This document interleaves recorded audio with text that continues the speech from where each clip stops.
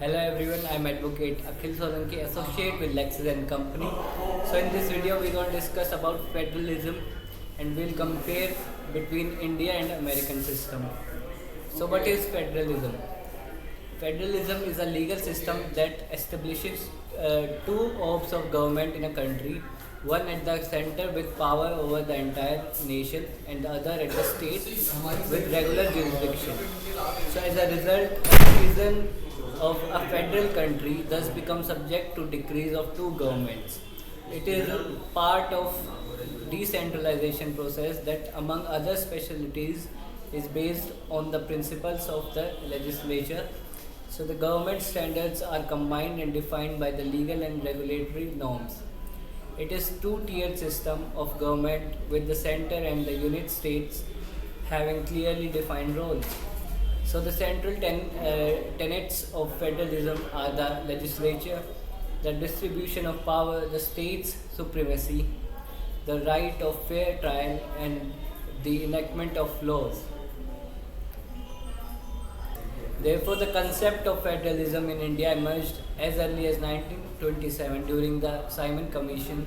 This led to deliberation during the Constituent Assembly meetings to focus on the concept of federalism and how it could be better than the pre-existing example of the United States, Australia and Canada. This process of reform continued until 1969 when all the states were properly formed. On the other hand, all rights are not granted by the Constitution to the United States of America and are reserved for American or individuals.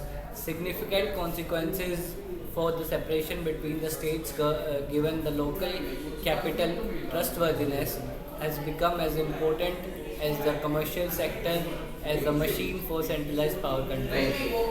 So the United States is a confederation. In the case of Texas versus White, Chief Justice Salmon held that the United States was indelible. In Chisholm versus Keokea, the first constitutional decision of the Northern Court of the Justice was passed in 1793 concerning public authority.